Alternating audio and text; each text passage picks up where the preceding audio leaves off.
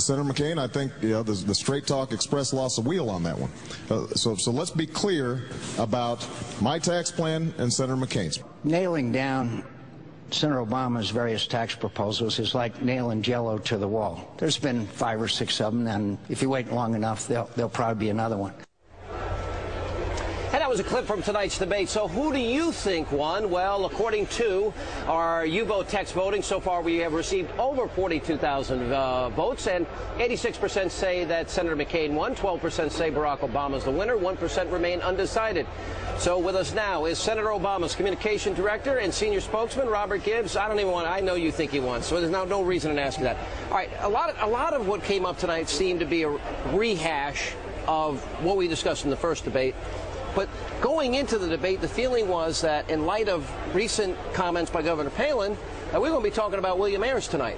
Now, let me ask you a question. How can you fight terrorism when you give speeches with, you sit on a board with, Axelrod says you're friendly with, and you never speak out against William Ayers? See, you had me right up until the last one. Wait. He did blurb his book, you know. No. Barack Obama did blurb Ayers' book. But let's do this. You think he's guilty by association, right? No, I, Sean Hannity, here's my answer, would never sit on a board with a guy that bombed our Pentagon or our Capitol. And I want to know. Wait. Why does Barack Obama sit on a board with? Why did he stay, knowing with his past? Why did he be friends with him? What William Ayers did was deplorable, and when he did it, Barack Obama was aided. And Barack Obama said it was a deplorable act. Then why would he sit on a? Why would you sit on a board? Would you sit on a board that a guy that bombed the Pentagon and wasn't sorry about it? He sat on a charitable board, and a board funded by a conservative Republican and a friend of Ronald Reagan. Was that poor judgment? That was Walter Annenberg. Was that poor judgment on Obama's part? I don't think that was poor judgment at all. I think what Barack Obama's done throughout his career is talk about the big issues that are important to him. All right, you give me spin now. I'm asking you. Let me ask you one question. All right, you ask me a question. Okay. Are you anti-Semitic? Not at all. Okay. On your show on Sunday, you're the show that's named after you, right? The centerpiece of that show was a guy named Andy Martin. I know you're reading your talking points. I don't have talking points. When I interviewed, hang on, I'm going to answer your question. When I interviewed Malik Shabazz, when I interviewed Al Sharpton, when I interviewed all these controversial figures, you see on Fox, we actually interview people of all points of view, whether we agree or disagree. So the statement you're about to read, Andy Martin called the judge a crooked, slimy Jew who has a history of lying and thieving common to members of his race. Martin went on to write that he understood better why the Holocaust took place, given that Jew survivors are operating as a wolf pack. I find those comments despicable. But wait a minute. Put him on your show. We put Malik Shabazz on the show. I put Khalid Muhammad on my show. Why am I not to believe that you're anti-Semitic? Why am I not to believe that everybody that works for the network is anti-Semitic? Because Sean Hannity gives a platform to somebody who thinks Jews are I'm a journalist who interviews people that I disagree with all the time, that give their opinion. Fox has all points of view. We're allowing you on the program, and I don't agree with hardly anything Obama says. Well, so here's my... No, I'm going to answer. No. I really wish you wouldn't give a platform to virulent anti-Semites. I will tell you this. Even get a law license I'll make a deal with you. If Barack Obama admits that what he did by sitting on a board with, giving speeches with, having going over to Ayers' house... You'll admit you're anti-Semitic? No. I will admit to you that I will tell you that Barack Obama wants to be president. It's poor judgment. It is irresponsible, and it's reckless to be... Well, let me finish. To be friends with a guy that bombed our Pentagon, was at war with our country, whose motto was to kill our children and kill your parents. And I think it's deplorable. And it's deplorable that your candidate for president has not been honest with the American people. Slimy and understands the Holocaust better. I'm explaining. Let me finish first. I'm explaining to you. I can't believe you would give a platform. So you don't want me to interview anybody that I can interview only people you disagree with. Put your whole show around him, Sean. Barack Obama. I'm led to believe only that you agree with each and everything that Andy Martin says. Barack Obama, the president, sat in the pew of Jeremiah Wright for 20 years, a guy who hates America.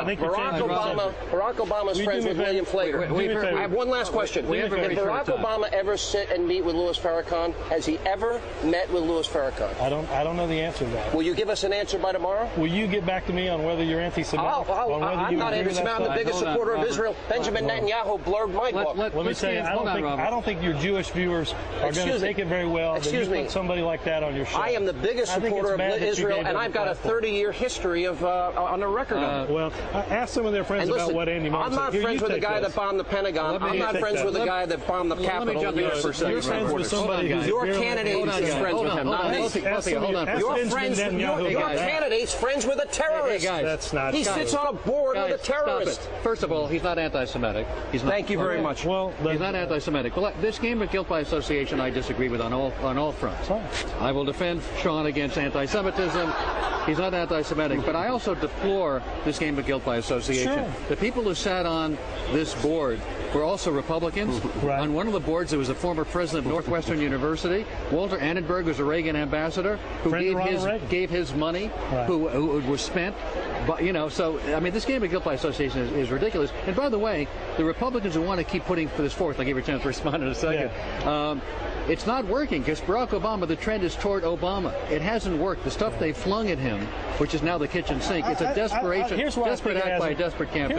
Exactly. The John McCain campaign's ran out of ideas and they're running out of time. I think they realized the reason they didn't talk about that tonight is because they understand that after 2 or 3 days, that attack doesn't work. People are concerned about the economy. They're worried about keeping their job and keeping their home. They'd rather talk about these big issues. So what I don't understand is, as a tactician, and you work as a tactician to some regard in the Obama campaign, if you're not winning and things aren't going your way and the narrative you're doing isn't helping you win, change the narrative. This isn't helping.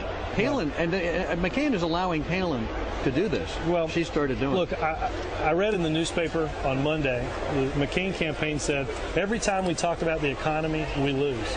They don't want to talk about the economy. Right. But every day Americans are losing their jobs and their homes and their health care.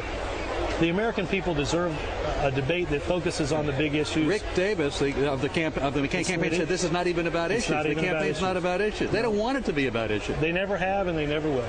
Thank you very much, Robert. Thanks for having me. Appreciate your being here tonight. Thank you. And coming up, more insight and analysis on tonight's debate with former Clinton advisor Dick Morris. And keep those text votes coming. If you haven't voted yet, there's